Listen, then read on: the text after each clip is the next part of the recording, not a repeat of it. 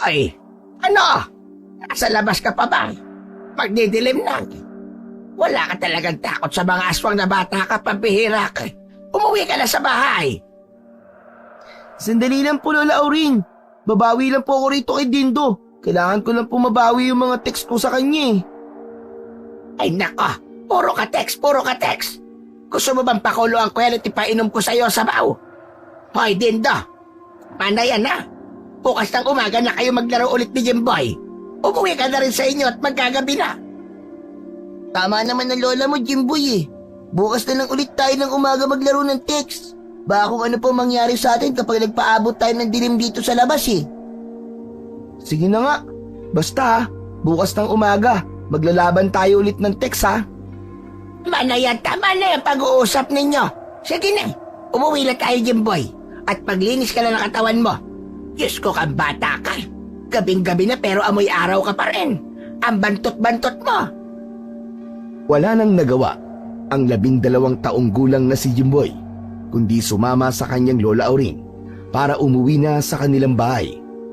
Labag man sa kalooban niya yon, dahil talo pa siya sa larong text nila ng kaibigang si Dindo, ay sinunod na lamang niya si Lola Auring kaysa mapalo pa siya nito. Pagdating nila sa maliit na kubo na gawa sa sawali at pawid, ay naunang pumasok sa loob si Lola Auring. Lumabas itong muli na dala ang isang puting tuwalya. Inabot nito yon kay Jimboy. O sige, maligo ka na muna, Jimboy. Habang ako naman naghahanda ng hapunan natin. Sige po, Lola. Ang katikati na rin po ng buong katawan ko at ang lagkit-lagkit na rin. Ano ba naman kasi? Maghapon ka naglalaro. Maghilod ka ng mabuti ha, para mabawasan naman ang mga libag mo sa katawan. Baka tubuan ka na ng kangkong. Nagmamadaling tumakbo si Jimboy patungo sa likod ng bahay. Pumasok siya sa maliit na banyo. Paghubad niya ng kanyang mga damit, ay agad niyang inumpisahan ang paliligo. Nang matapos siya, ay lumabas siya ng banyo na nakatapis ng tuwalya. Dumiretso siya sa loob ng kanilang kubo. Tinungo niya ang maliit nilang kwarto at doon siya nagbihis. Paglabas ni Jimboy ng kwarto, ay nakita niya ulit si Lola Auring sa mahabang upuan na nagbabasa ng pocketbook. Ano pong ulam natin, Lola Auring? Pretong galonggong at ginataang langka. Paborito mo yun, hindi ba? Ay, opo, Lola. Marami na naman po ako makakain nito, tiyak. Umupo si Jimboy sa mesa at agad na nilagyan ni Lola Auring ng kanin at ulam ang plato niya.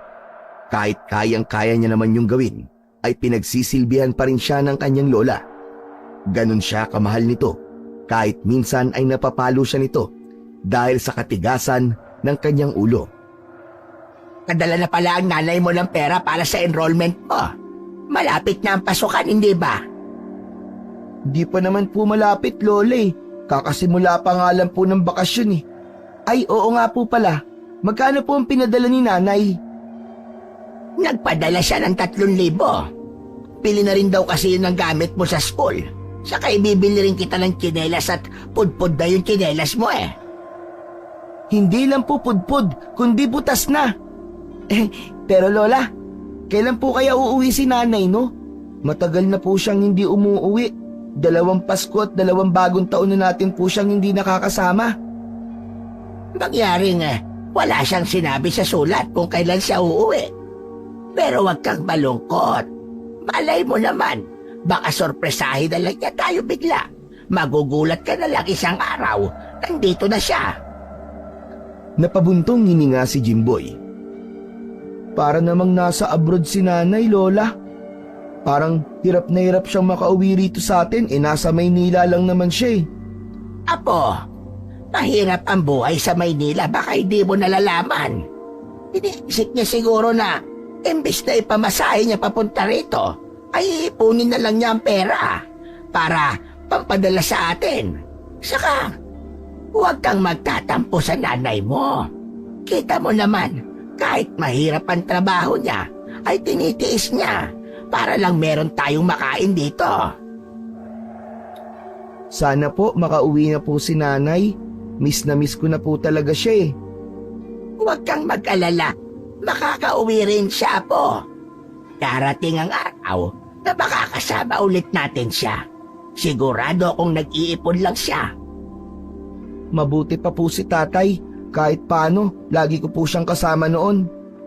Nasaan ba ang tatay mo ngayon? Hindi ba't patay na? Ano'y wala siyang ibang ginawa noon kundi makipaglaban sa mga aswang. Kaya maaga siyang kinuha ni Lord. Aba, masyadong matapang ang tatay mo. Tingnan mo ang nangyari at napatay siya ng mga aswang. Natahimik si Jimboy ng mga sandaling yun habang iniisip ang namayapa niyang ama. Lola, bakit po kaya hindi na lang patayin ng mga tanod ang mga aswang dito sa atin, no? Kahit gabi ay makakapaglaro na kami ni Dindo. Ganong kadaling mapatay at maubo sa mga aswang dito sa atin, Jimboy. Sila ang mga nilalang natuso. Isa pa, magaling silang magtago at makihalo sa mga tao. Kaya hindi talaga natin masasabi kung sino ang dapat na pagkatiwalaan sa mga tao na nandito sa atin. Isa pa, takot na ang mga tao makipaglaban sa mga aswang. Ang ginagawa nilang ng marami ay magtago at mag-ingat. Pero si tatay po, pinili pa rin niyang labanan ng mga aswang kahit alam niyang delikado. Wala na po bang ganung tao ngayon dito? Nasa dugo ng tatay mo ang pagiging matapang. Gusto niyang iligtas tayo. Kaya kahit mahirap at mapanganib ay ginawa niyang tungkulin niya bilang tanod. Yun nga lang, sa kasamaang palad, nasawi siya. Kaya hindi na natin siya kasama ngayon. Pero huwag kang mag-alala. Pasasaan ba't matatalo rin ang mga aswang na yan?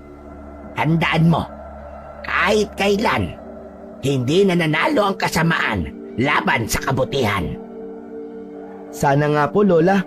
Basta, kapag malaki na po ako at may mga aswang pa rin dito, gagayahin ko po talaga si tatay. Lalabanan ko po sila at papatayin. Magtigil ka nga sa pangarap mo na yan, Jimboy. Bihira itong batang to. Ang dapat sa'yo ay mag-aral at hindi makipaglaban sa mga halimaw. Hindi na lang nagsalita si Jimboy sa sinabi ng kanyang Lola Auring. Tahimik lang silang nagpatuloy sa pagkain. Sa bawat subo ni Jimboy, dama niya ang lungkot. Ngunit naroon din ang pag-asang hatid ng mga salita ng kanyang lola na darating ang araw na magkakasamang muli sila ng kanyang ina at muling babalik ang kapayapaan sa kanilang lugar. Makalipas lamang ang ilang oras, matapos maghapunan ay magkatabi ng humiga sina Jimboy at Lola Auring sa higaan nilang banig upang matulog. Siniguro nila na nakakandado ang mga bintana at pinto ng kanilang kubo at nagsaboy din sila ng asin sa paligid ng kubo. Yun lamang ang alam nilang paraan para hindi sila mapasok ng mga aswang na bigla-bigla na lamang sumasalakay sa lugar nila tuwing gabi. Habang nakahiga naman si Jimboy ay hindi maalis sa isip niya ang kanyang ama. Maraming bagay ang nagpapaalala sa kanya, lalo na ang mga alaala nitong magkasama silang dalawa. Isa pa, ang namimiss niya sa tatay niya ay ang mga kwento ng kababalaghan nito bago sila matulog. Lola, tanong lang po, totoo po ba na may kaibigang tikbalang si tatay? Bigla-bigla naman yata ang tanong mong yan, Jimboy. Pero hindi ako sigurado kung totoong may kaibigang tikbalang ang tatay mo o hindi. Pero, yun ang sabi ng tatay mo noong nabubuhay pa siya. Paniwalaan na lang natin kaysa sa multuhin niya tayo. Pero kung totoo po yun, ibig sabihin po, mababait pala ang mga tikbalang kasi pwede silang maging kaibigan ng tao. Pero Lola, alam niyo po ba kung paano nakilala ni tatay yung kaibigan niya pong tikbalang? Ang sabi ng tatay mo noon, nakita niya yung tikbalang sa bundok. Nangunguha siya ng panggatong noon. Tapos, bigla raw lumitaw sa likod niya ang tikbalang. Abay sa una raw talaga namang natakot siya. Pero kalaunan, naging magkaibigan sila. E paano? Binigyan yata ng tatay mo ng pandesal yung tikbalang. Aba, patay gutom pala yung tikbalang. Ayun, di naging magkaibigan sila. Hindi lang po pala aswang ang meron dito sa atin, Lola, no? Pati mga tikbalang, meron din po pala dito. Oo naman. Hindi lang dito sa atin, kundi sa ibang lugar din. Alam mo, Jimboy, talagang mahiwaga ang mundo. May mga bagay at mga nilalang na kung minsan ay parang hindi totoo. Pero kung tutusin, totoong-totoo talaga sila. Ay sige na. Bukas na tayo magkwentuhan at inaantok na ako. O sige, Jimboy, matulog ka na at matutulog na rin ako. Sige po, Lola. Matutulog na po ako. Good night po. Good night din sa'yo, Apo. Tumagilid ng higa si Jimboy. Nakatalikod siya kay Lola Auring upang hindi nito malaman na hindi pa siya matutulog. Nakadama ng bigat sa dibdib si Jimboy nang maalala niya ang kanyang ama. Naalala niya kung paano siya kinakarga noon ng kanyang ama, tapos itinatakbo siya nito paikot sa labas ng kanilang kubo. Madalas din silang maghapon noon sa may ilog para maligo o kaya ay manghuli ng isda. Naalala rin niya ang init ng yakap nito sa tuwing natatakot siya sa mga kwento ng mga aswang nito. Tinuturuan din siya nitong makipaglaban upang pangdepensa sa sarili niya kung kinakailangan. Dama ni Jimboy ang pangungulila sa kanyang tatay. Tahimik siyang pumikit at hindi niya napigilan ang pagpatak ng kanyang mga luha sa kanyang mga mata. Mahigpit niyang niyakap ang maliit na unan at inisip niya na yun ang kanyang ama na nasa kanyang tabi. Kinabukasan, matapos mag-almusal, ay agad na kinuha ni Jimboy ang mga text niya at nagmamadaling lumabas ng bahay. Napahinto siya nang marinig niya ang malakas na sigaw ng kanyang lola. Jimboy! Saan ka na naman pupunta? Kina Dindo lang po, Lola. Maglalaro lang po kami ng text. Huwag ka lang umalis at mamaya'y magtutungo tayo sa bayan. Bibili tayo ng gamit mo sa eskwelahan, tsaka ng tsinelas mo. Mamaya na lang po, Lola. Babalik din po kagad ako. Hindi na pinansin pa ni Jimboy ang mga sunod na sinabi ni Lola Auring at mabilis na siyang tumakbo paalis. Wala siyang ibang nasa isip nung mga oras na yon, kundi mabawian niya si Dindo sa pagkakatalo niya sa text nung nakaraang araw.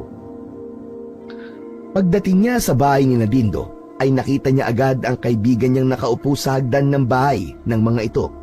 May mga hawak itong posporo na pinagdikit-dikit nito gamit ang scotch tape. Dindo! Ano? Laro na tayo ng text. Babawian na kita ngayon. Uubusin ko lahat ng text mo. Nako, Jimboy, hindi na uso ang text ngayon eh. Gagamba lang ang uso, di mo ba alam yun? Ha? Pambira! Ang dali namang magbago ng uso. Nakatulog lang ako kagabi tapos hindi na kagad uso ang text. Sandali lang. Baka naman sinasabi mo lang yan kasi ayaw mong mabawian kita. Nagsasabi ako ng totoo sa'yo. Labanan na nga ng gagamba nilalaro sa kabilang baryo ngayon eh. At alam mo ba, minsan pinagpupustahan pa nga ang laban ng mga gagambe. Pwede tayong kumita dun. Paano yan? Sayang naman lahat ng text ko. Itatago ko na lang ang mga to tapos kapag uso na ulit, saka ko na lang ilalabas. Ayos lang yan, Jimboy. Ang gagamba muna ang pagtuunan natin ng pansin sa ngayon. Saka, pwede tayong kumita dun, di ba? Kung sa bagay, tama ka. Makakaipon tayo ng pambaon sa pasukan. Pero, saan naman tayo maghahanap ng panlaban na gagamba? May alam ako. Doon, sa may bundok. Doon maraming matatapang na gagamba. Natigilan si Jimboy at bahagya siyang nagkaroon ng pagdadalawang isip. Agad niyang naalala ang kwento ni Lola Auring tungkol sa tikbalang doon sa bundok. Sandali lang, Dindo. May tikbalang doon sa bundok eh. Baka kung anong mangyari sa atin doon. Tikbalang? Pambira ka, Jimboy, oo. Hindi totoong tikbalang. Panakot lang yun ng mga matatanda para hindi tayo magpunta ron sa bundok. Nagkakamali ka, Dindo. Totoo mga tikbalang.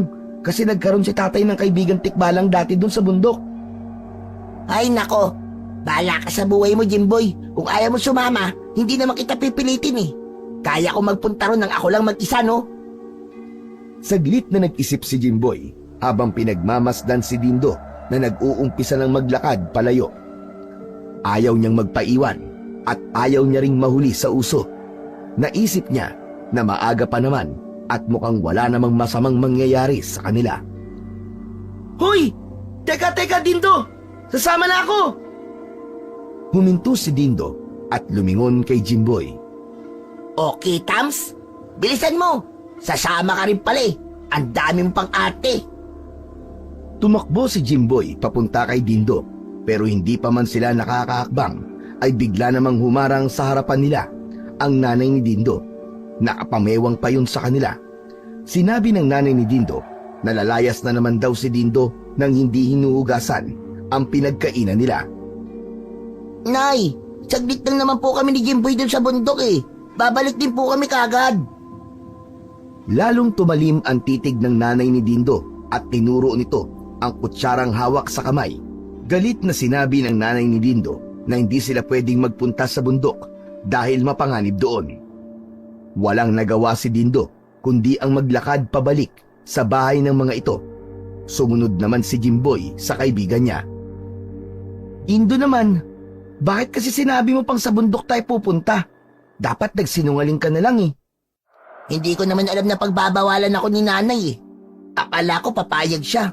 Saka hindi ko kayang magsinungaling sa nanay ko, no? Amoy nun kapag nagsisinungaling ako. Napailing na lamang si Jimboy. Nagpaalam na siya sa kaibigan niyang si Dindo at wala na siyang nagawa kundi ang bumalik sa kanilang kubo. Pagdating naman ni Jimboy sa kubo nila ay hindi siya mapakali. Gusto niya talagang makahuli ng panlaban na gagamba, kaya naisip niyang magtungo sa likod ng kanilang kubo kung saan merong kasukalan. Isa-isa niyang binuklak ang mga dahon ng halaman na naroon, lalo na yung mga tuyo, hanggang sa may nakita siyang malaking gagambang nakasabit sa puno ng saging. Uhulihin na sana ni Jimboy ang gagamba, pero naisip niya na wala siyang paglalagyan. Kinuha niya ang posporo sa lutuan nila. Inalis niya ang mga palitong laman nun at sa kanya hinuli ang gagamba. Ikinulong niya ang gagamba sa bahay ng posporo. Bago magtanghali ay nagsimula ng maghanda si Lola Auring ng lulutuin ito. Nasa may lutuan ang lola ni Jimboy nang marinig niya ang pagsigaw nito habang nasa loob siya ng kubo. Wawala ang bahay ng posporo. Jimboy, nakita mo ba lalagyan ng posporo? Paano ko masisidyan ng panggatong? Puro palito na ka lang dito. Nasaan ang bahay? Ano po? Lola, hindi ko po alam. Hindi pa naman po ako nagpupunta dyan sa lutuan niyo eh. Nako, wala na akong ibang posporo. Bibili na lang muna ako sa tindahan. Hala, sige, dito ka muna, Jimboy at huwag kang aalis at kakain na tayo. Habang papalayo si Lola Auring papunta sa tindahan, ay mabilis na tumakbo si Jimboy, dala ang gagamba na nasa posporo. Nagtungo siya sa bahay ni Dindo at pagdating niya roon ay nakita niya si Dindo na nakaupo na naman sa hagdan. Dindo! Tingnan mo, may papakita ko sa'yo. Sigurado matutuwa ka. Pera ba yan? Magkano naman? Ito naman mukhang pera oh. Hindi pera to. Ito. Oh, ang laban na gagamba yan. Nanlaki ang mga mata ni Dindo nang makita ang malaking gagamba sa loob ng posporong hawak ni Jimboy. Ang laki! Ayos yan, Jimboy. Tara, maghanap tayo ng kalaban. Naglakad ang magkaibigan hanggang makarating sa kabilang baryo. Doon ay may mga batang naglalaban ng gagamba, ngunit walang pustahan. Nagdesisyon sila doon muna ilaban ang gagamba nila. Total ay wala pa silang pera para pangpusta. Inilaban nila ang malaking gagamba sa isang maliit na gagamba ng isang bata. Nang magsimula ang laban, ay hindi kinabahan si Jimboy. Tiwala siyang mananalo ang gagamba nila dahil mas malaki yun. Hindi nagtagal, mabilis na natalo ng maliit na gagamba ang malaking gagambang dala ni Jimboy. Labis na nadismaya si Jimboy. Napikon si Jimboy nang pagtawanan sila ng mga batang naroon dahil gagambang bahay lang daw ang gagamba nila kaya mabilis na natalo. Naging dahilan naman yun para mamula sa hiya si Jimboy. Hindi na siya nagpaalam kay Dindo at mabilis na naglakad paalis dahil pikon na siya. Maya-maya ay hinabol naman siya ni Dindo at huminto siya ng tawagin nito ang pangalan niya. Habol ni Dindo ang hininga nang maabutan niya si Jimboy. Labo, narinig ko na sa bundok talaga kumukuha ng mga matatapang na gagambe. Baka doon tayo makahanap ng panlaban. Sige Dindo, pupunta tayo sa bundok at doon tayo kukuha ng gagambang malalakas. Babawian natin yung mga kulokoy na yun sa pagtatawa sa atin. Pero wag muna ngayon. Bukas na lang ng umaga. Gagawin ko muna mga kailangan kong gawin sa bahay namin para hindi na ako masita ni nanay. Matapos yun, ay umuwi na rin si Jimboy sa bahay nila dahil sigurado siya na hinahanap na siya ni Lola Auring. Pag uwi ni Jimboy, ay nadatnan niya si Lola Auring na nakatayo sa pintuan. Nakapamewang ito at seryosong nakatingin sa kanya. Jimboy, saan ka na naman ba nagpuntang bata ka ha? Umalis ka lang hindi nagpapaalam. Hindi ba ang sabi ko sa'yo ay kakain na tayo? Pasensya na po Lola, naglaro lang po kami ni Dindo eh. Pumasok ka na nga rito at kakain na tayo. Masok na si Jimboy at tahimik silang kumain ni Lola Auring. Pilit na itinago ni Jimboy ang kanyang ngiti dahil naisip niya ang plano nila ni Dindo sa paghahanap ng gagamba sa bundok. Sigurado siya na kapag nakahanap sila ng magandang klase ng gagamba at matapang, ay mapapahiya yung mga batang tinawanan sila kanina. Pagkatapos nilang kumain ng kanyang Lola Auring, sinabihan siya ng kanyang lola na magbihis dahil pupunta sila sa bayan para ibili siya ng gamit sa eskwela at bago niyang tsinelas. Sa bayan naman ay maghapon na naglibot sina Jimboy at Lola Auring upang makahanap ng murang bilihan ng school supplies at tsinelas ni Jimboy. Sa dami ng mga tao sa bayan at kakulangan ng masasakyan, gabi na nang makahanap sila ng jeep pauwi. Pagdating nila sa kanilang baryo ay madilim na, kaya minadali na si Jimboy ni Lola Auring sa paglalakad. Sandali lang naman Lola, ang bilis-bilis naman natin maglakad. Baka imbis na sa bahay tayo dumiretso eh, sa ospital tayo didiretso nito. Ano ka ba? Bilisan mo Jimboy at gabi na. Mahirap nang abutan tayo ng gabi sa daan. Alam mo naman na naglipa na ang mga aswang ngayon. Medyo kinilabutan si Jimboy sa sinabing yun ng kanyang lola, kaya't binilisan niya ang hakbang upang makasabay sa mabilis na paglalakad ni Lola Auring. Saka lang sila nakahinga ng maluwag nang ligtas na silang nakauwi sa kanilang kubo. Kinabukasan ng umaga, pagkagising ni Jimboy, ay nagtungo na siya sa lamesa para mag-almusal.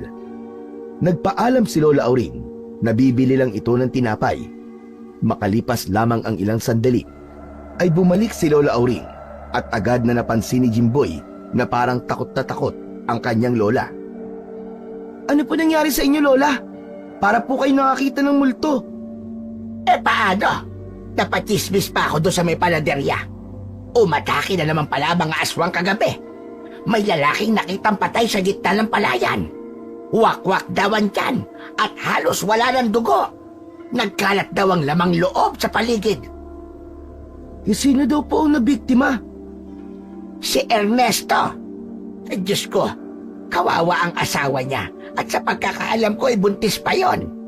Pero mabuti na lang talaga at ligtas tayo nakauwi kagabi. Kung hindi tayo nagmadali, baka tayo pa ang nabiktima ng mga pesteng aswang na yon. Kaya ikaw na bata ka, Jimboy. Wag na wag ka nang lalabas tuwing gabi. May mahirap na. Hindi natin alam kung kailan aatake ang mga aswang.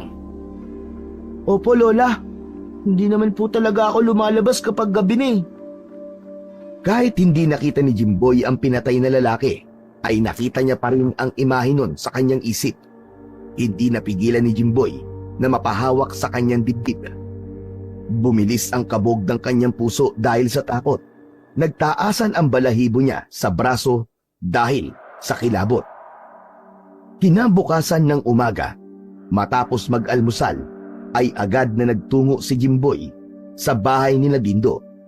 Naroon lang siya sa labas ng bahay at naghihintay sa paglabas ng kanyang kaibigan. Makalipas lamang ang ilang sandali, ay lumabas na si Dindo at lumapit sa kanya. Hindi na sila nag-aksaya ng oras at agad na silang naglakad patungo sa paanan ng bundok. Pagkarating nila roon sa paanan ng bundok, ay nagkaroon bigla ng alinlangan si Jimboy, kaya huminto muna siya. Oh, bakit tumigil ka sa paglalakad, Jimboy? Huwag mong sabihin na aatras ka na. Hindi naman. Pero Dindo, sigurado ka bang alam mo ang daan papunta doon sa bundok? Siyempre naman, kahit nakapikit pa ako, alam ko ang daan doon. Kaya halika na. Napangiti si Jimboy at sumunod na lamang sa kaibigan niyang si Dindo. Nagtiwala na lang siya sa kanyang kaibigan at inisip niya na hindi maglalakas ng loob si Dindo na umakyat sa bundok kung hindi nito alam ang daan. Makalipat ang ilang minuto ay nasa gitnang parte na ng bundok sina Jimboy at Dindo. Agad silang naghanap ng mga puno at dahon na maaaring pinagtataguan ng mga gagamba. May pag-akyat pa sa mga puno si Dindo. Ramdam ni Jimboy na sobrang desperado na talaga ng kanyang kaibigan na makahanap ng maganda at matapang na uri ng gagamba na panlaban. Si Jimboy naman ay hindi na nagtangkang umakyat pa sa puno dahil sa takot niyang maaksidente.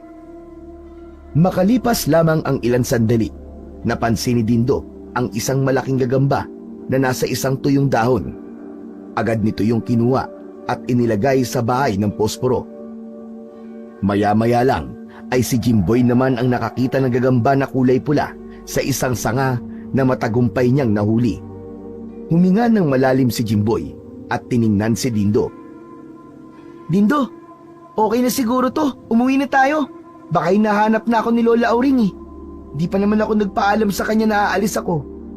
Ano ka ba naman? Dapat marami tayong mahuli para sulit ang pagpunta natin dito. Maghanap pa tayo. Maaga pa naman eh. Sige na nga, pero sandali na lang tapos umuwi na tayo. Patuloy silang naglakad at tumingin sa mga sanga, puno at mga dahon. Umasa sila na makakakita pa ng gagamba. Subalit makalipas ang ilang minuto ng paghahanap, ay wala na silang nakita. Sa huli, si Dindo na rin mismo ang sumuko. Ay nako, kung mamalasin nga naman oo. Pagod na ako. Sige na nga, Jimboy. Umuwi na tayo. Mukhang wala nang masyadong gagamba rito. Siguro'y inubos na ng mga ibang bata sa kabilang baryo. Magahaman pa lamang ngayon eh. Ay, salamat naman. Akala ko'y maghapon na tayo maghahanap eh. Matapos yun, ay nagsimula na ang dalawa na maglakad pababa ng bundok.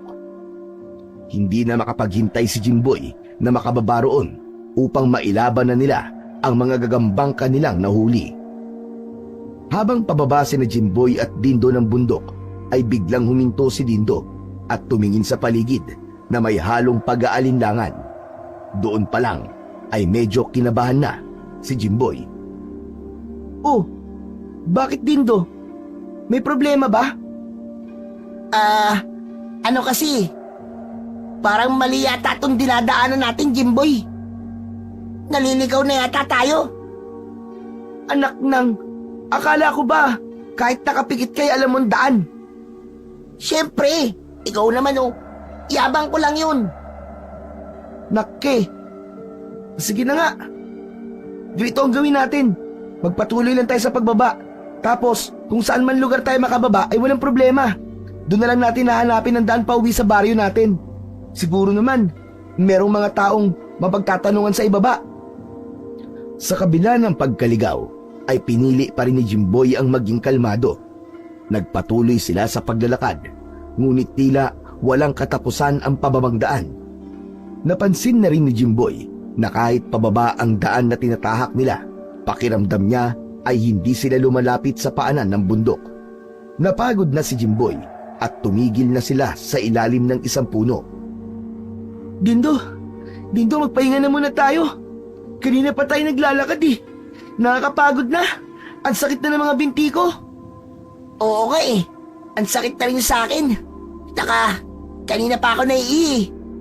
Teka, diyan ka muna. Iihi lang ako. Sasabog na ang pantog ko eh. Lumayo si Dindo kay Jimboy. Nakita naman ni Jimboy kung saan pumwesto ng pag-ihi si Dindo at tumalikod siya sa gawin nito.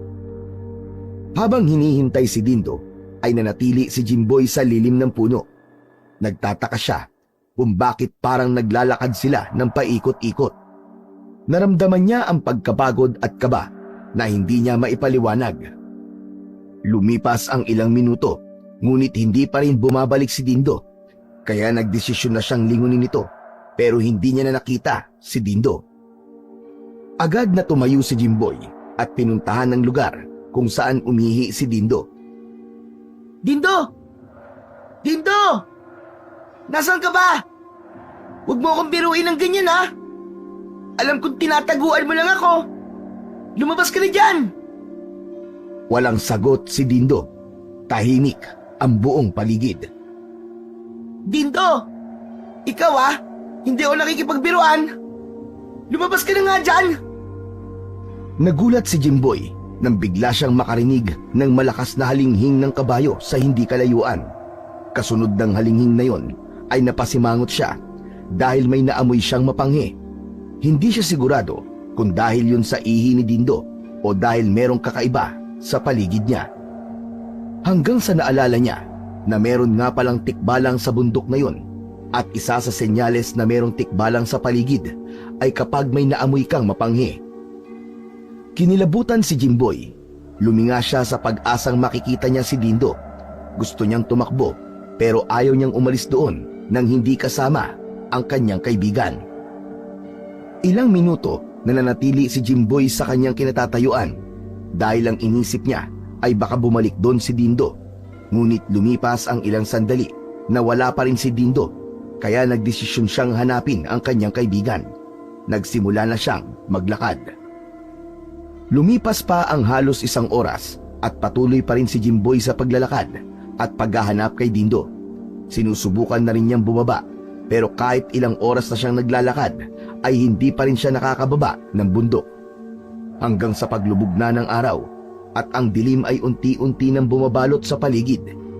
Rumaraga sana ang kaba sa dibdib ni Jimboy lalo na't hindi pa rin niya nakikita ang kaibigan niya. Nasaan ka na ba, Dindo? Ano nangyari sa'yo? Mas lalong lumala ang kaba ni Jimboy dahil madilim na at meron siyang pakiramdam na may nagmamasid sa kanya. Natandaan niya ang mga kwento tungkol sa tikbalang na mahilig paglaruan ang mga naliligaw sa bundok. Tikbalang? Baka naman pinaglalaruan mo ako ah. Maawa ka naman sa akin. Kailangan ko lang makauwi at panigurado nag-aalala lang lola ko sa akin eh. Naalala niya bigla ang payo ng kanyang tatay na kapag naliligaw ka sa bundok at tila pinaglalaruan ng tikbalang ay kailangan mong baligtarin ang damit mo para makita mo ang daan pauwi. Nagmamadaling hinubad ni Jimboy ang kanyang t-shirt at binaligtad ito. Naisip din niya na baka hindi sapat yun kaya pati ang kanyang shorts ay binaligtad niya rin. Nang maisuot na niya ang mga ito ng pabaligtad ay huminga siya ng malalim at naglakad muli. Umasa siya ng sandaling yon ay makakauwi na siya upang makahingi siya ng tulong kung sakaling hindi pa rin nakakabalik si Dindo sa baryo nila. Ngunit bigla siyang nakarinig ng malalim at malamig na boses mula sa kung saan. Bakit hindi mo baligtarin pati ang iyong panloob? Wala naman kasi akong suot na brief eh. Natigilan si Jimboy. Bigla siyang nanlamig at napagtanto niya ang kababalaghang nangyayari. Kahit hindi niya nakita kung sino ang nagsalita, sigurado siya na isa yung tikbalang. Halos mapahiyaw siya sa takot habang ang kaba niya ay sumampa na sa kanyang rurok. Nagdesisyon siyang tumakbo ng mabilis palayo mula sa boses na yon. Tumakbo siya pababa ng bundok, ngunit sa bawat liko at bawat takbang niya, pakiramdam niya ay paikot-ikot lamang siya at hindi lumalayo sa kanyang kinaroroonan. Bigla niyang narinig ang isang malakas na halakhak, malalim at parang nakakaloko. Hindi ka na makakababa ng bundok na ito. Dito ka na habang buhay. Hanggang sa dito ka na mamatay. Narinig ni Jimboy ang muling paghalinghing ng tikbalang na animoy galak na galak sa kanyang kalituhan at takot. Ramdam niya ang malamig na pawis sa kanyang noo at ang pangangatog ng kanyang tuhod, habang ang nakakalokong tawa naman ng tikbalang ay sumasabay sa bawat hakbang niya. Gusto niya nang huminto at sumuko, ngunit pinilit niya ang sariling tumakbo pa rin at umasa siyang makakalayo sa nakakakilabot na presensya ng tikbalang. Habang tumatakbo, palakas naman ng palakas ang halakhak ng tikbalang at ramdam ni Jimboy na tila gumagapang na ang kanyang takot sa bawat sulok ng kanyang katawan. Tigilan mo na ako! Gusto ko na makauwi! Parang awa mo ng tikbalang! Ang dapat sa mga batang kagaya mo ay pinarurusahan. Hindi ka na makakababa ng bundok. Dito ka na hanggang kamatayan. Tama na! Tama na! Maawa ka sa akin, tikbalang! Maawa ka! Gusto ko na umuwi sa lola ko.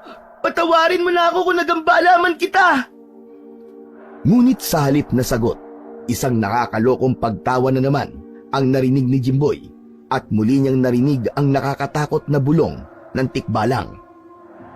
Ang bundok na ito ang magiging tahanan mo habang buhay. Wala nang nagawa si Jimboy kundi ang tumakbo ng tumakbo, bagaman alam niyang maaaring hindi na siya makakaalis pa sa mapanlinlang na bundok dahil sa tikbalang. Habang patuloy sa pagtakbo si Jimboy, ay naririnig niya pa rin sa likuran niya ang malademonyong halakhak ng tikbalang na tila natutuwa sa kanyang takot. Tumutunog ang bawat yabag ng mga paa ng tikbalang sa likuran niya na animoy naglalaro lang at sinasadya siyang paikutin sa bundok na yon. Sige lang, takbo lang bata, takbo! Huwag kang tumigil! Hindi mo alam ang mangyayari sa'yo kapag naabutan kita! Biglang huminto si Jimboy, nahabol ang paghinga. Pagod na siyang tumakbo at napuno na siya ng galit sa panggugulo ng tikbalang. Tumayo siya ng matuwid at pinunasan ang pawis sa kanyang noo gamit ang kanyang kamay. Anak! Sawa na ako sa paglalaro mo. Hindi na ako natatakot sa'yo. Wala akong ginagawang masama sa'yo tapos pinaglalaruan mo ako. Kung talagang matapang ka, tikbalang, magpakita ka sa akin! Luminga si Jimboy at unti-unting lumitaw sa kanyang harapan ang tikbalang. Ang tikbalang ay mataas, halos 2 beses ang taas sa kanya na may katawan ng tao, pero ang ulo ay isang malaking kabayo. Ang buhok nito ay magulo, makapal at dumadaloy hanggang likod. Ang mga mata naman nito ay kulay pula na tila mga baga na umiilaw sa dilim. Ang mas matindi pa, lumalabas mula sa katawan ng tikbalang ang masangsang at mapanghing amoy. Yan pala ang itsura mo. Bukod sa ang pangit mo na, ang baho mo pa. Huh, sa tingin mo ba ay maiinsulto mo ako sa sinasabi mo? Tumigil ka na sa panggugulo sa akin. Hindi na ako natutuwa sa mga laro mo. At kung ayaw kong tumigil, ano ang gagawin mo? Samantalang bata ka lang, ano ba ang magagawa ng isang bata laban sa isang tikbalang na katulad ko? Matalim niyang tiningnan ang tikbalang. Napatingin si Jimboy sa paanan niya at nakakita siya ng matibay na sanga. Agad niya yung dinampot at hinigpitan ng hawak. Ang galit niya sa tikbalang ay umapaw na. Hindi na siya natatakot dito. Bagkus, galit na siya. Kung ayaw mong tumigil, ikaw ang tatapusin ko! Buong tapang na sinugod ni Jimboy ang tikbalang. Hawak ang sanga. Tila naramdaman ng tikbalang na seryoso ang bata sa sinasabi nito. Kaya napaatras ang tikbalang at tila hindi makapaniwala na may isang batang lalaban dito. Sandali lang! Nagbibiro lang naman ako, bata. Pwes, hindi ako nakikipagbiruan sa'yo! Hindi huminto si Jimboy sa paglapit sa tikbalang. Tumakbo palayo ang tikbalang, subalit mabilis na sinundan ito ni Jimboy. Sa kanyang paghabol dito, nahablot niya ang ilang hibla ng mahabang buhok ng tikbalang. Napaungol ito sa sakit at biglang nawala sa harapan niya na parang usok. Huminto si Jimboy at luminga sa paligid. Ano ha? Duwag ka pala eh! Magpakita ka sa akin! Hindi na ako natatakot sa'yo! Ngunit wala nang sumagot. Naging tahimik na muli ang paligid. Huminga ng malalim si Jimboy, ngunit dama pa rin niya ang galit sa kanyang dibdib. Nang masiguro ni Jimboy na naitaboy na niya ang tikbalang, ay saka siya nagpatuloy sa kanyang paglalakad pababa ng nasabing bundok. Maya-maya pa ay parang namatanda lang si Jimboy nang mapansin niyang unti-unting nawala ang kadiliman at lumiwanag na ang paligid hanggang sa tuluyan niyang narating ang paanan ng bundok. Pagdating ni Jimboy sa kanilang bahay ay doon na siya nakahinga ng maluwag. Nang makita siya ni Lola Auring ay agad itong kumuha ng hanger at akmang papaluin siya. Aba, Jimboy! Saka na naman ba nang galing magaling kang bata ka? At para kang tao grasa? Ang dumi-dumi mo! Ano po kasi? Nahulog po kasi ako sa putikan habang naglalaro po kami ni Dindo. Nako! May sugat ka ba? Napalian ka ba? Hindi naman po. Ayos lang po ako, Lola. Pero Lola, ilang araw na po ba akong wala? Napakunot ng loo si Lola Auring at tila nagtaka sa tanong ni Jimboy. Oras ka pa lang namang nawawala rito sa bahay ah. Ano ba sinasabi mo na ilang araw kang wala? Ha? Wala po. Sige po, maliligo na po ako. Habang naliligo si Jimboy, ay labis siyang naguluhan. Sigurado kasi siya na inabot siya ng magdamag sa bundok. Pero ayon naman kay Lola Auring, ay ilang oras pa lang pala ang nakalipas simula nang umalis siya sa bahay nila. Hindi niya na sinabi sa kanyang lola na nagpunta siya sa bundok dahil alam niyang mas lalo siyang mapapagalitan. Pagkatapos maligo, nagbihis siya at agad na nagpaalam si Jimboy sa lola niya. Nagpunta siya sa bahay ni Dindo. Sa kanyang pagdating doon, ay agad niyang nakita si Dindo. Mabilis niyang nilapitan ang kanyang kaibigan. Jimboy! Buhay ka! Akala ko nandun ka pa rin sa bundok eh. Yun din ang akala ko sa'yo eh. Akala ko nandun ka pa rin. Teka, paano ka nakababa, Dindo? Bigla ka na lang nawala sa paningin ko nung umihi ka eh. Nawala ka rin bigla nung bumalik na ako kung saan ka nakaupo. Kaya nagdesisyon na lang ako na maglakad ng pababa. Hindi naman ako nahirapan makauwi, Jimboy. Alam mo ba, Dindo? Pinaglaruan tayo ng tikbalang. Pero ako ang pinuntirya niya. Akala ko nga isang gabi na ako nandun sa bundok eh. Akala ko hindi na ako makakauwi. Takot na takot ako. Ayun, binaligtad ko mga damit ko pati shorts. Tapos, doon na nagpakita sa akin yung tikbalang. Tama ka nga. Meron ng tikbalang doon sa bundok na yun. Nako, ayoko nang bumalik doon kahit kailan. Hindi na nagsalita pa si Jimboy. Napansin niya na napatingin si Dindo sa kamay niya. Teka, Jimboy. Buhok ba yung hawak mo? Napatingin si Jimboy sa kanyang kamay at nun lang niya napansin na meron nga siyang hawak na hibla ng buhok na mahahaba. Ito ba? Alam mo, sa tikbalang to, Dindo. Nablot ko kasi to sa kanya nung habulin ko siya. Galit na kasi ako eh. Ayaw niya kasi akong tigilan. Ang tapang mo naman. Alam mo ba, Jimboy? At sabi nila, ginagamit na agimat ng mga antingero ang buhok ng tikbalang. Pero, hindi lang ako sigurado kung totoo yun. Baka sabi-sabi lang kasi yun eh. Ewan ko sa'yo, Dindo. Basta ang alam ko, ayoko na talagang bumalik doon sa bundok na yun. Ayoko na ring makiuso sa mga gagamba-gagambang yan. Ikakapahama ko pa.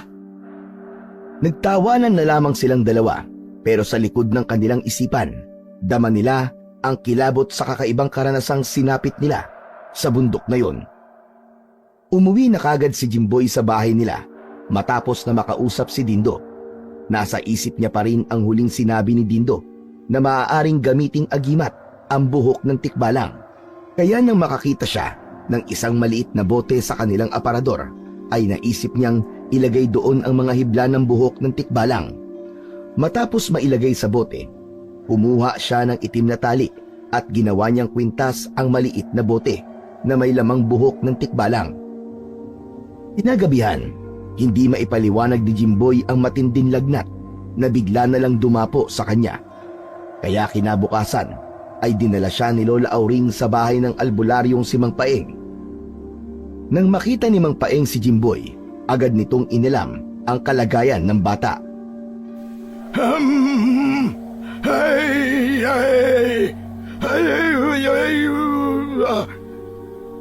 Delikado ito. Mukhang pinaglalaruan ng tikbalang ang apo mo, Auring. O ayan, sila nga ba sinasabi ko? Kung saan ka kasi nagpupunta, Jimboy. Tingnan mo, at pinaglalaroan ka na ng tikbalang. Nagsindi si Mang Paeng ng insenso at sinimulang suubin si Jimboy. Habang ginagawa naman yun ng albularyo, ay napansin ni Jimboy na nakatitig si Mang Paeng sa suot niyang kwintas. Matapos masuob ni Mang Paeng si Jimboy, ay kinausap nito si Lola Auring. Ing, lumabas ka na muna sandali. May kailangan lang akong gawing panggagamot dito kay Jimboy na dapat ay kaming dalawa lamang ang nandito. Hindi na nagtanong pa si Lola Auring at lumabas na ito ng kubo. Nang sina Jimboy at Mang Paeng na lamang ang naroon, ay saka muling nagsalita si Mang Paeng. Jimboy, saan mo nakuha ang buhok na nasa bote na yan? Yang nakakwintas sa'yo. Ano po? Buhok lang po ito ng tao. Kay ano po? Kay Lola Auring. Bakit niyo po naitanong? Alam ko nagsisinungaling ka. Dahil alam ko na buhok yan ang tikbalang.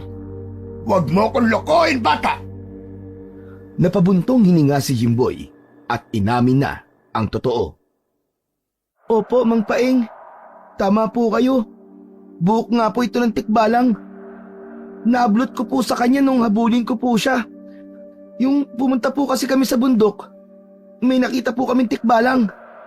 Pinaglaruan po niya ako kaya hinabol ko po siya sa sobrang galit ko. Kapangyarihang tikbalang ang nakainkwentro mo. Hindi biro ang buhok ng tikbalang, Jimboy. Alam mo ba, na kapag may dala kang buhok ng isang tikbalang, ay maaaring may hatid na kapangyarihan ito sa'yo. Ano? Talaga po? Anong klaseng kapangyarihan po, Mang Paeng? Bilang ikaw ang nakakuha niyan, ikaw din ang dapat na tumuklas. Hindi ko masasabing mabuti o masama ang dala niyan. Pero isa lang ang sigurado ko. Hindi mo basta-basta dapat suotin ang ganyang bagay nang hindi mo alam ang buong bisa nito.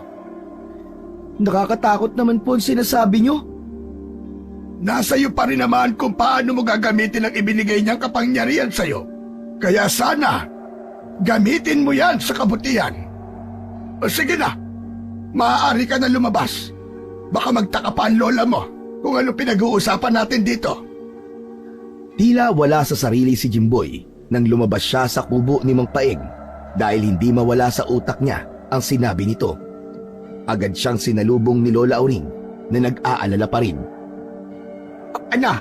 Kumusta, Jimboy? Tapos ka na bang gamutin ni Paeng?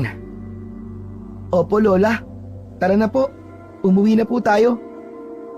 Hanggang sa makabalik sina Jimboy sa kanilang kubo, ay nasa isip pa rin ni Jimboy ang sinabi ni Mang Paeng tungkol sa buhok ng tikbalang. Isang gabi, nagising si Jimboy sa sigawan at ingay mula sa labas ng kanilang kubo. Agad niyang ginising ang kanyang Lola Auring. Diyos ko, mukhang sumasalakay na naman ang mga aswang. Halika, Jimboy. Magdasal tayo. Huwag tayo mawala ng pag-asa. Mabilis na tumayo ang maglola. Kinuha ni Lola Auring ang rosaryo nito. Lumod sila sa harapan ng altar. Habang nagdarasal, ay nasira ang bintana nila at sa isang iglap ay isang aswang na may matalim na kuko at nanlilisik na mga mata ang biglang pumasok mula sa bintana. Napayakap sa isa't isa ang maglola at pareha silang nanginig sa sobrang takot. Pakiramdam ni Jimboy ay katapusan na nila ng sandaling yun. Nang sumunggab sa kanila ang aswang, ay tila may nagtulak kay Jimboy para ipagtanggol ang kanilang sarili. Hinarap ni Jimboy ang aswang at ubod lakas niya yung itinulak. Tumilapo ng aswang palabas ng bintana. Oh, ano mo nagawa yun, Jimboy? Ha? Hindi ko po alam, Lola. Muling pumasok ang aswang na mas galit at mas mabagsik na ang itsura. Nang makita ni Jimboy na wala silang ligtas sa loob ng kubo, ay hinatak niya si Lola Auring at tumakbo na sila palabas. Ngunit hindi pa rin sila tinantanan ng aswang at mabilis sa nitong hinabol. Sa puntong yon, na akala ni Jimboy ay maaabutan na sila ng aswang, ay bigla niyang binuhat si Lola Auring at nagsimula siyang tumakbo ng napakabilis. Sa ilang saglit lamang ay nakalayo sila sa aswang at natagpuan ang kanilang mga sarili sa gubat. Sa layo ng tinakbo ni Jimboy, tapos buhat pa niya si Lola Auring, ay hindi man lang siya nakaramdam ng pagod o pagkahingal. Maingat niyang ibinaba ang kanyang lola. Jimboy, apo! Aba, ano mo nagawa yon? Para kang kidlat sa bilis. Hindi ko nga rin po alam, Lola eh. Siguro po, dahil lang po yun sa kagustuhan kong mailigtas kayo. Kaya naging sobrang bilis at sobrang lakas ko po. Hindi ako naniniwala na yun lang ang dahilan. Diyos ko, ano ba nangyayari sa iyong bata ka? Pero Jimboy, wag na wag mong sasabihin sa kahit na sino ang nangyari at baka kung ano pa ang isipin ng mga tao. Naiintindihan mo ba ako? Opo, Lola. Wala po akong pagsasabihan. Nanatili muna sina Jimboy at Lola Auring sa gubat dahil mas ligtas sila roon. Habang naghihintay sila sa pagsikat ng araw, ay hindi maiwasang mamangha ni Jimboy sa nagawa niya. Hindi niya lang sinabi kay Lola Auring, pero malakas ang kutob niya na totoo nga ang sinabi ni Mang Paeg. May taglay na kapangyarihan ang buhok ng tikbalang at sigurado siya na yun ang dahilan kung bakit siya nagkaroon ng kakaibang lakas at bilis. Umaga na nang magpasya sina Jimboy at Lola Auring na bumalik na sa kanilang bahay. Sa kanilang paglalakad ay nakita nila ang iniwang bakas ng pag-atake ng mga aswang nung nakaraang gabi. May mga sugatang tao na nanginginig pa dahil sa takot at mga bangkay na nakahandusay sa daan. Ang iba ay tahimik na umiiyak habang ang iba naman ay nakatanaw lang sa kawalan. Nanlumo si Jimboy sa kanyang nakita. Sa kabila ng kanyang bagong natuklasang kapangyarihan, pakiramdam niya ay napakaliit pa rin niya sa harap ng mga aswang na sumasalakay sa kanilang baryo. Maya-maya pa ay patakbong lumapit sa kanila si Dindo. Natuwa naman si Jimboy dahil ligtas ang kanyang kaibigan. Salamat sa Diyos at ligtas kayo, Jimboy! Ikaw din, Dindo. Salamat sa Diyos at ligtas ka. Teka, paano ka pala nakaligtas sa pagsalakay ng aswang kagabi? Nagtago kami dun sa kapilya ng buong pamilya namin. Naroon ang maraming taga-baryo eh. Buong gabi kaming nagdasal. Mabuti na lang talaga at hindi nakapasok ang mga aswang dun. Kami naman ni Lola Auring, nagtago kami dun sa gubat. Boy, apo, halika na. Umuwi na tayo. Sige po, Lola. Dindo, uuwi na kami O sige, mag-iingat kayo Nang makabalik na sila Jimboy sa kanilang bahay, ay patuloy pa rin si Jimboy sa pag-iisip sa kakaibang lakas at bilis na bigla niyang natuklasan kagabi. Alam niyang may kaugnayan yun sa buhok ng tikbalang na kanyang inilagay sa maliit na bote. Alam niyang maaari niya yung magamit upang makipaglaban sa mga aswang, pero hinihila siya ng sinasabi ni Lola Auring na walang pwedeng makaalam sa kakayahan na taglay niya. Alam ni Jimboy na malaki ang posibilidad na katakutan siya ng mga tao dahil doon.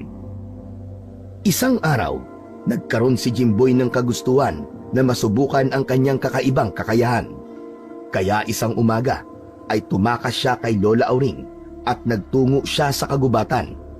Doon niya napiling magpunta dahil walang tao ron at may pagkakataon siyang subukan ang kanyang natuklasang kapangyarihan. Huminga ng malalim si Jimboy at tumakbo ng buong bilis. Ang mga paa niya ay halos hindi lumalapat sa lupa. Paikot-ikot siya sa loob ng gubat. Nang huminto siya, ay hindi siya makapaniwala. Halos hindi siya napagod at napakalayo ng kanyang narating sa loob lamang ng ilang segundo. Luminga si Jimboy at nakita niya ang isang puno ng saging. Doon niya naisipang subukan ang lakas niya. Niyakap niya ang katawan ng puno ng saging at buong lakas niya itong hinila. Sa isang iglap, nabunot niya yon mula sa lupa nang walang kahirap-hirap. Itinapon niya yon sa malayo at napangiti siya dahil sa taglay niyang lakas. Matapos masubukan ang kanyang kakaibang kakayahan, ay naisipan naman ni Jimboy na magtungo kay Mang Paeng upang humingi ng gabay. Paglabas niya ng gubat, ay dumiretso na kagad siya sa kubo ng matandang albularyo. Pinapasok naman siya ni Mang Paeng sa bahay nito at doon ay agad niyang ikinuwento ang mga kakaibang kakayahan niya na tila ibinigay sa kanya ng buhok ng tikbalang. Mang Paeng, alam nyo, ang lakas ko na po at sobrang bilis ko rin. Hindi ko po inakala na magagawa ko po ang mga bagay na yun. Hindi ba tama ang sinabi ko sa'yo? Nakuha mo ang kakayahan taglay ng isang tikbalang. Malakas ang pakiramdam ko na may dahilan kung bakit mo nakuha ang buhok ng tikbalang na yan. Sandaling natigilan si Jimboy. Napaisip siya sa sinabi ni Mang Paeng hanggang isang bagay ang kanyang napagtanto.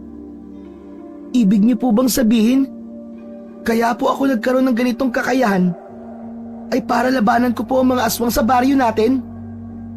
Tama ka. Yun nga mismo, Jimboy. Sa tingin ko ay yun ang dahilan. Ang lakas at bilis na yan ay hindi basta ibinigay sa'yo para sa pansarili mong kapakinabangan. Para ito sa kaligtasan ng buong bayan natin. Nasa iyong mga kamay ngayon, nakasalalay ang pag-asa natin laban sa mga halimaw na yon. Pero, Mang Paeng, natatakot po ako eh. Bata pa po ako. Paano po ako makikipaglaban sa mga aswang? Paano po kung hindi ko kaya? Jimboy, wala sa edad ang pakikipaglaban sa kasamaan. Hindi sa laki o sa tanda na susukat ang tapang at kakayahan ng isang tao. Kung minsan, ang pinakabatang mandirigma ang nagtataglay ng pinakadali sa hinalayunin. Nasa iyo ang pagkakataon na matulungan ang ating baryo. Kaya sana, Jimboy, huwag mong sayangin ang biyayang yan. Natahimik si Jimboy. Mabigat ang sinabi sa kanya ni Mang Paeng at naramdaman niya ang lalim ng kanyang tungkulin. Marahang tumango si Jimboy at napaisip. Hindi pa siya sigurado ng mga oras na yon kung tatanggapin ba niya ang responsibilidad na kakambal ng kapangyarihan na meron siya dahil sa buhok ng tikbalang. Kinagabihan, habang mahimbing na natutulog si Jimboy sa tabi ng kanyang Lola Auring, ay bigla siyang naalimpungatan dahil sa isang kakaibang amoy. Mabaho at mapanghi, parang amoy ng isang hayop na matagal nang hindi naliligo. Maya-maya pa ay nakarinig naman siya ng tunog ng mabibigat na yabag sa labas ng kubo nila na parang kabayong tumatakbo. Nagsimulang kabahan si Jimboy at naalala niya ang tikbalang na nakita niya sa bundok. Dahan-dahan siyang bumangon at sinilip ang bintana at doon nga ay nakita niya ang isang matangkad at nakakatakot na tikbalang. Nakatayo yun at diretsyong nakatingin sa bintana na para bang alam nun na nakasilip siya. Ano, Jimboy? Lalabas ka ba? O ako ang papasok dyan? Natigilan si Jimboy at naisip niyang hindi dapat magising si Lola Auring. Kung makikita nito ang tikbalang, ay baka atakihin pa ito sa puso. Huminga ng malalim si Jimboy at pinilit niyang palakasin ang loob. Saka siya nagdesisyong lumabas na lang para harapin ang tikbalang. Pagkalabas niya ay humarap siya sa tikbalang habang pilit na pinatatatag ang kanyang loob. Paano mo nalaman ang pangalan ko? Lahat ay nalalaman ko, kaya huwag ka na magtaka. Ano ba kailangan mo sa akin? At talagang sinundan mo pa ako rito? Dahil may pagmamayari ako na nasa iyo, kailangan ko ang buhok ko. Ibalik mo sa akin yan ngayon din. Hindi agad nakapagsalita si Jimboy hanggang sa napagtanto niya na kung ibabalik niya yon sa tikbalang ay mawawala na rin siya ng kakayahang tumakbo ng mabilis at maging ang pagiging malakas niya ay maglalaho rin. Yung buhok mo ba? Pasensya ka na, tikbalang. Hindi ko pa maibabalik ang buhok mo sa ngayon. Para saan mo gagamitin ang buhok ko? Hindi yan sa'yo. Kaya ibalik mo! May mga aswang kasing umaatake rito sa baryo namin eh. Kailangan ko pa ang buhok mo. Kasi binibigyan ako nito ng kakaibang kapangyarihan. Pero kapag natalo ko na ang mga aswang dito sa baryo namin, pangako, ibabalik ko sa iyo kagad ang buhok mo. Hindi ko to gagamitin para sa sarili ko, kundi gagamitin ko to para sa kabutihan ng baryo namin. Napansin ni Jimboy ang biglang pagtahimik ng tikbalang. Maganda ang iyong layunin, bata. Pero handa ka bang magtaya ng buhay mo para sa iba? Bihira ako makakilala ng mortal na kagaya mo. Ang huling mortal na nakilala ko, na kasing tapang mo, ay matagal ng panahon. Sino naman ang taong tinutukoy mo? Joseph ang pangalan niya. Taga rito rin sa baryo nyo. Sa kasamaang palad nga lang ay napatay siya ng mga aswang. Ano? Tatay ko yung Joseph na yun. Kung ganun, ikaw ang sinasabi nun ni tatay na tikbalang na naging kaibigan niya? Tignan mo nga naman ang pagkakataon. At anak ka pala ni Joseph. Hindi na ako nagtataka dahil parehas kayo ng layunin. Ang maubos sa mga aswang sa lugar na ito. Sige, pumapayag na ako sa'yo. Sa'yo na muna ang buhok. Ngunit sa oras na matalo mo na ang mga aswang, ay kailangan mo nang ibalik sa akin ang buhok ko na yan. Yan ang usapan natin. Sige, nangangako ko sa'yo, tikbalang. Tutuparin ko yun. May kakaibang tapang ka, Jimboy. Humahanga ako sa'yo. Ngunit tandaan mo ang usapan natin. Sa huli, sa akin pa rin ang buhok na yan. Naiintindihan ko po. Salamat po at pinagkatiwalaan niyo po ako, Mamang Tikbalang. Tumango ang Tikbalang. Tumalikod na ito at naglakad palayo kay Jimboy. Sa isang kisap mata, naglaho yun sa dilim na parang usok na inihipan ng hangin. Naiwang nakatayo si Jimboy sa labas ng kubo. Hindi siya makapaniwala na ang Tikbalang na yun ang naging kaibigan ng kanyang tatay noon. Nang bumalik si Jimboy sa loob ng kubo, ay nagpasya siya sa kanyang sarili na gagawin niya ang lahat para protektahan ang kanilang baryo.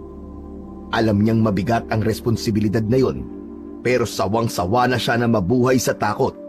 Nais na niyang tuldukan ang kasamaan na patuloy na ikinakalat ng mga aswang sa kanilang lugar. Isang gabi, habang tahimik na nagpapahinga sina Jimboy, ay bigla silang nagising sa malakas na pagkahol ng mga aso. Kasabay nun, ay narinig ni Jimboy ang mga sigawan at kalabog mula sa iba't ibang bahagi ng baryo. Mabilis silang sumilip sa bintana at nakita nila ang mga aswang na nagsisimula na namang umatake. Kailangan na nating umalis dito sa kubo, Jimboy. Baka may aswang na namang makapasok dito. Pero, saan po tayo pupunta, Lola? Sa kapilya. Hindi ba? Ang sabi ni Dindo doon daw sila nagtago nung huling beses na umatake mga aswang. Sige po, Lola. Mauna na po kayo ron, tapos susunod na lang po ako. Ano ba sinasabi mong Jaski kang bata ka? Pagkasama tayong pupunta sa kapilya. Tara na! Nais sanang magpaiwan ni Jimboy upang harapin ng mga aswang, pero wala na siyang nagawa nang hilahin siya sa kamay ni Lola Auring. Lumabas sila ng kanilang kubo. Sa likod sila dumaan. Habang tumatakbo sila papunta sa kapilya, ay isang ideya ang pumasok sa isip ni Jimboy. Lola, gagamitin ko na lang po ang kapangyarihan ko para mabilis po tayo makarating sa kapilya. Hindi maaari, Jimboy. Baka mamaya yan meron pa makakita sa'yo. Ay, tumakbo na lang tayo rito at sigurado kung hindi tayo makikita ng mga aswang sa lugar na ito. Iwanan niyo na lang po ako rito, Lola. Lalabanan ko po mga aswang. Hindi porket may kakaiba kang kakayahan ay makikipaglabang ka na. Gusto mo bang matulad ka sa tatay mo? Sa kabila ng hangarin ni Jimboy na protektahan ang mga tao, ay sumunod na lang siya sa kagustuhan ng kanyang lola. Tumakbo silang maglola patungo sa kapilya at doon nila natagpuan ang ilan pang mga taga-baryo na nagdarasal ng taimtim habang ang ilan ay umiiyak nang dahil sa labis na takot. Pumwesto sina Jimboy at Lola Auring kasama ang mga tao at nagsimulang magdasal habang sinisikap na patahanin ang takot sa kanilang mga puso. Habang nagdarasal, naramdaman ni Jimboy ang pag-usig sa kanya ng kanyang konsensya. Alam niyang may kapangyarihan siyang lumaban at protektahan ng baryo, ngunit sa kabila nito, dama niya ang matinding takot at kawalan ng tiwala sa kanyang sarili. Bumalik kasi sa alaala niya ang pagkamatay ng kanyang ama sa kamay ng mga aswang dahil sa sinabi ni Lola Auring. Natakot siya na baka ganun din ang sapiti niya. Patuloy silang nanatili sa loob ng kapilya. Dinig nila roon ang bawat sigaw ng mga taga-baryo at bawat halakhak ng mga aswang na nananalasa sa labas. Ilang beses niyang hinawakan ang maliit na bote kung saan nakalagay ang buhok ng tikbalang. Patuloy siya sa pagdadalawang isip kung lalabas ba siya para tumulong sa mga tao o mananatili na lamang sa loob ng kapilya. Pero sa tuwing sinusubukan niyang tumayo at lumabas, ay pinangungunahan siya ng takot. Lumipas ang buong gabi na lahat ng nasa loob ng kapilya ay natatakot. Nang magsimula ng sumikat ang araw, ay tahimik na lumabas ang mga tao sa kapilya, kasama sina Jimboy at Lola Auring. Ngunit sa kanilang paglabas, tumambad sa kanila ang masalimuot na tanawin. Ilang bangkay ng mga kakilala nilang taga roon, mga sugatang tao, mga sirang kabahayan. Nanlumo si Jimboy sa nakita. Labis ang kanyang panghihinayang at ang konsensya niya ay tila dinudurog ang kanyang buong pagkatao. Lola, kawawa naman po mga tao. Parang mas maraming namatay ngayon kumpara po sa nakaraang pag-atake. Wala na tayong magagawa, Jimboy. Ipagdasal na lamang natin ang katahimikan ng kanilang mga kaluluwa. Tahimik na naglakad si Jimboy at Lola Auring papunta sa kanilang kubo habang dala ang matinding pagsisisi sa sarili. Maghapon na nakatulala si Jimboy, patuloy niyang iniisip ang nangyari noong nakaraang gabi. Alam niya rin na binigo niya ang tikbalang sa ipinangako niya roon dahil hindi niya nagamit ang kapangyarihan ng buhok nito para labanan ang mga pesteng aswang. Pagsapit ng gabi, habang mahimbing na natutulog si Lola Auring, ay gising na gising pa rin si Jimboy. Maya-maya pa ay may narinig siyang malalim na boses mula sa labas ng kubo na tumatawag sa kanyang pangalan. Alam ni Jimboy na ang tikbalang ang tumatawag sa kanya, kaya agad siyang lumabas ng kubo. Sa likod ng kubo ay nakita niya ang tikbalang na tila galit na nakatingin sa kanya. Alam ko ang nangyari kagabi, Jimboy. Nasaan ka na maghanap ang pagsalakay ng mga aswang? Bakit hindi mo ginamit ang kapangyarihan mo? Nasa kapilya po ako. Kasama po ni Lola Auring. Aaminin ko po, natakot ako. Iniisip ko na baka kapag nakipaglaban ako sa mga aswang, ay matulad ako sa aking tatay. Huwag mo kong gawin tanga, Jimboy. Nagkamali ako. Hindi ka kagaya ng tatay mo. Hindi ka matapang. Hinayaan ko manatili sa iyo mga hibla ng buhok ko. Pero hindi mo man lang ginamit para ipagtanggol ang mga inosenteng taga-baryo. Mas mabuti pang kunin ko na lang muli ang buhok ko sa'yo. Parang awa mo na. Bigyan mo pa ako ng isa pang pagkakataon. Huwag mo munang bawiin sa akin ang buhok mo. Nangangako ko. Nagagamitin ko na ito para protektahan ang mga tao laban sa mga aswang. Isa pang pagkakataon. Jimboy, hindi mo na maibabalik ang buhay ng mga nasawi kagabi. Ang kakulangan mo ng tapang ang nagpahamak sa kanila. Wala kang karapatang humawak ng aking buhok. Biglang dinakma ng tikbalang ang balikat ni Jimboy at tinangkang kunin ang maliit na bote na nakakwintas sa kanya. Ngunit agad na umatras si Jimboy at pumasok sa kanilang kubo. Hinanap niya ang itak ng kanyang ama at ang buntot ng pagi. Yun ang sandata ng tatay niya laban sa mga aswang noong ito ay nabubuhay pa. Uli siyang lumabas at hinarap ng matapang ang tikbalang. Hindi ako papayag na makuha mo sa akin ang buhok mo! Lalabanan kita! Kaya mo bang lumaban, Jimboy? Sa aswang nga takot ka. Sa akin pa kaya? Kung ito lang ang paraan para manatili sa akin ang kapangyarihan ng buhok mo, ay gagawin ko! Bakit ba ayaw mo magtiwala sa akin na makikipaglaban ako sa mga aswang sa susunod? Nagbaga ang tingin ng tikbalang. Sa isang iglap, sumugod ito, ngunit handa si Jimboy. Umilag siya sa mabilis na pag-atake ng tikbalang at hinampas ito ng buntot ng pagi.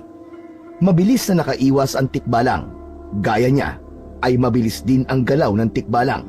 Nagpatuloy ang pag-atake ni Jimboy sa tikbalang hanggang sa dumaplis ang talim ng itak sa braso nito. Kapwa sila natigilan.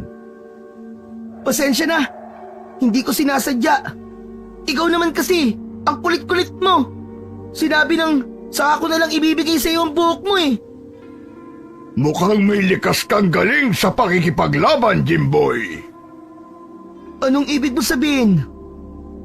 Ang totoo ay sinusubukan lamang kita. Gusto kong mailabas mo ang kakayahan mo sa pakikipaglaban at naipakita mo yun sa akin kahit papano. Kaya huwag kang mag-alala dahil bibigyan pa kita ng isa pang pagkakataon. Ngunit tandaan mo, sa susunod na salakayin kayo ng mga aswang, dapat gamitin mo na ang buhok na ipinagkaloob ko sa'yo. Gamitin mo ito upang ipagtanggol ang mga nangangailangan sa'yo. Tumango si Jimboy. Tumalikod na ang tikbalang at nagsimulang maglakad palayo hanggang sa tuluyan na yung nawala sa kanyang paningin. Hindi makapaniwala si Jimboy na biglang lumabas ang kakayahan niyang makipaglaban gamit ang itak at ang buntot ng pagi. Patunay lamang yon na meron talaga siyang kakayahan na makipaglaban sa mga aswang. Simula noon ay nagsimula ng magsanay si Jimboy ng mag-isa sa gubat sa paggamit ng itak at ng buntot ng pagi. Pinaghusay niya rin ang kakayahan niyang makatakbo ng mabilis at ang pagkakaroon niya ng pambihirang lakas. Palagi siyang tumatakas kay Lola Auring dahil alam niya na pagagalitan siya nito kapag nalaman ang kanyang ginagawa. Sa bawat araw na lumilipas ay mas lalong lumakas ang determinasyon ni Jimboy na bigyan ng katuparan ng misyon na hindi natapos ng kanyang ama. At yun ay ang maubos ang mga aswang sa kanilang baryo. Mas lalo pang nakadagdag sa determinasyon niya ang katotohanan na ginagawa niya yon upang ipaghiganti ang pagpatay ng mga aswang sa kanyang ama. Isang gabi, muling sumalakay ang mga aswang sa baryo ni na Jimboy. Nang magising si Jimboy at nalaman niya ang nangyayari sa labas, ay tumayo kagad siya. Kinuha niya ang itak at ang buntot ng pagi. Akmang lalabas sana siya ng kubo nang bigla siyang hawakan ng kanyang Lola Auring sa braso. Nagulat siya dahil ang akala niya ay tulog pa ang kanyang lola. Lola? At saan ka na naman pupunta, bata ka? Bakit may dala kang itak at buntot ng pagi? Lola, makikipaglaban po ako sa mga aswang. Nahihibang ka na bang bata ka? Hindi mo kaya mga aswang. Hindi ka makikipaglaban sa mga halimaw na yon. Magpupunta tayo uli sa kapilya para magtago. Ayoko na po magtago, Lola. Alam niyo po, na meron po akong kakaibang kakayahan at gagamitin ko po yun para labanan ng mga aswang. Aaminin ko na po. Nagpunta kami ni Dindo sa bundok at nakilala ko roon ang tikbalang na naging kaibigan noon ni tatay. Nakakuha po ako ng buhok ng tikbalang. At yun po ang dahilan kung bakit meron po akong kapangyarihan ngayon. Ay, hihibang ka na talaga. Kahit may kapangyarihan ka, wala ka pa rin laban sa mga aswang. Isa pa, kapag nalaman ng mga tao na may ganyang kang kakayahan, ay katatakutan ka nila. Lola, marami na po kayong sinasabi. Tumatakbo po ang oras. Mamaya na lang po tayo mag-usap. Mabilis na inalis ni Jimboy ang kamay ng lola niya sa kanyang braso at mabilis siyang tumakbo papunta sa kinaroroonan ng mga aswang. Sa labas, bumungad kay Jimboy ang kaguluhan.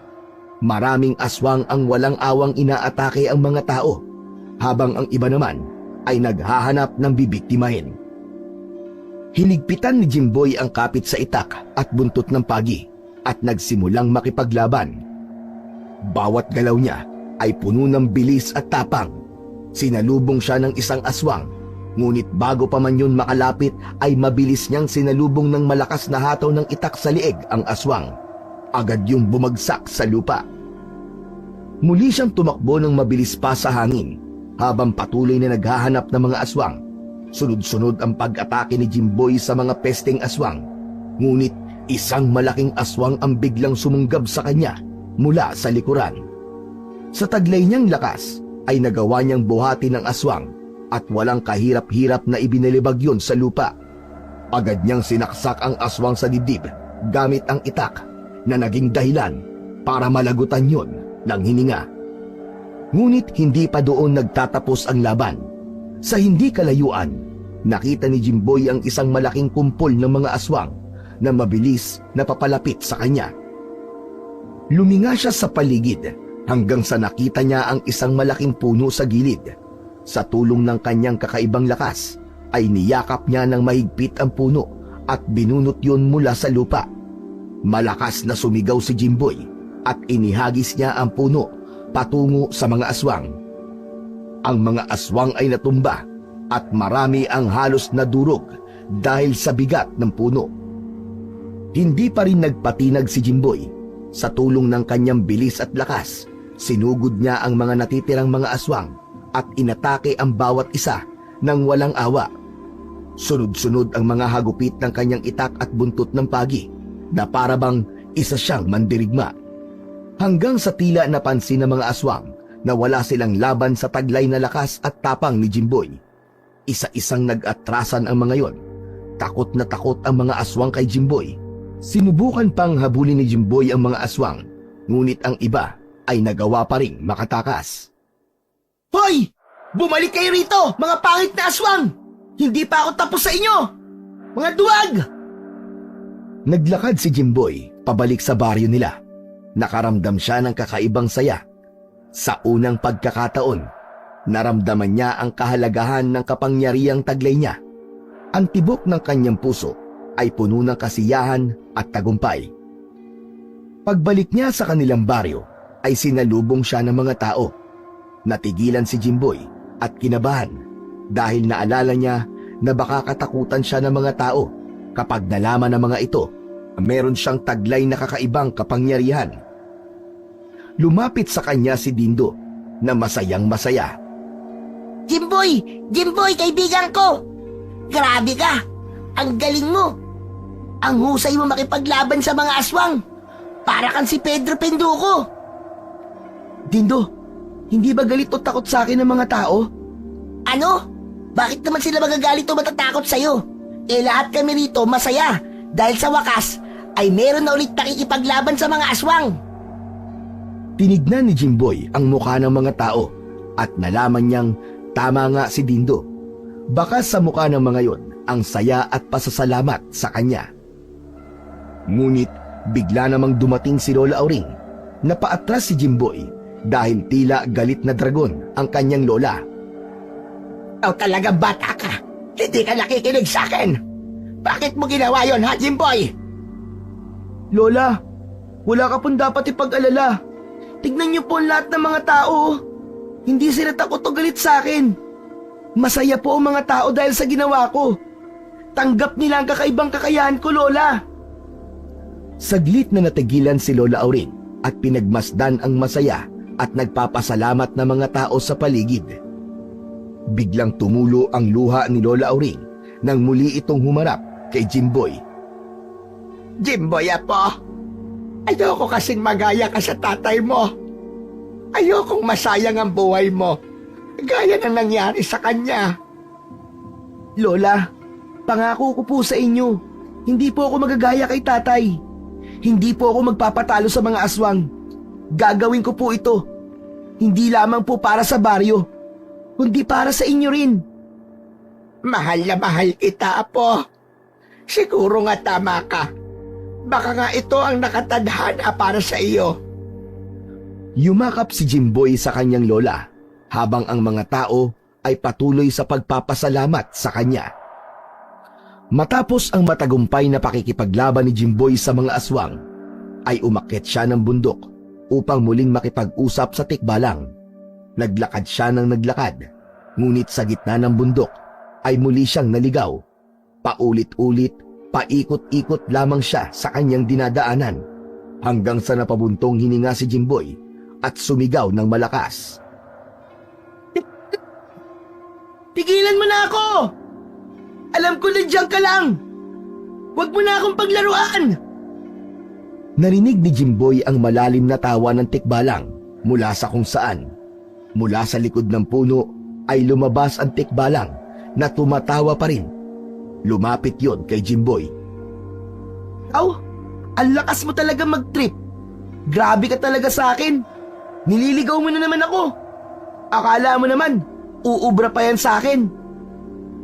Nagbibiro lamang ako. Binabati kita, Jimboy.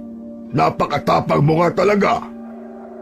Nakita ko ang tapang at husay mo sa pakikipaglaban sa mga aswang sa inyong baryo. Isa kang tunay na mandirigma. Salamat, Mamang Tikbalang. Hindi ko yun magagawa, kundi dahil sa buhok mo. Walang silbi ang kapangyarihan ng buhok ko kung sa maling tao ito mapupunta. Kaya wag mong isipin na kaya ka nanalo sa mga aswang ay dahil lamang sa buhok ko. Malaki ang naging parte mo sa laban na yon, Jimboy. Oo nga pala, bakit ka na pa rito? Nakalimutan mo na ba ang pinag-usapan natin? Narito ako para ibalik na ang buhok mo. Di ba ang usapan natin ibabalik ko na to sa'yo kapag natalo ko na mga aswang? Napangisi ang tikbalang at sinipat ang buhok na hawak ni Jimboy. Ngunit hindi nito yung kinuha.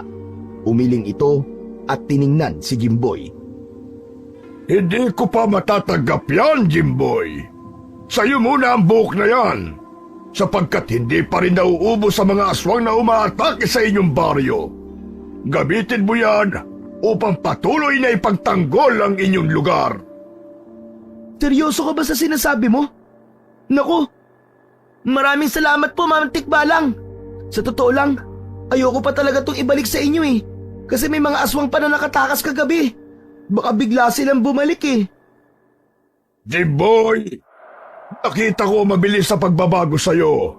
Naging matapang ka, hindi lamang dahil sa buhok na binigay ko, kundi dahil sa kagustuhan mong iligtas sa mga tao sa paligid mo. Kaya't ikaw ay karapat-dapat na magmay-ari ng aking buhok. Salamat! Maraming salamat talaga, Mamang Tikbalang. Nangangako po ako sa inyo. Patuloy ko pong gagamitin ang kapangyarihan ng buhok nyo para po sa kabutihan.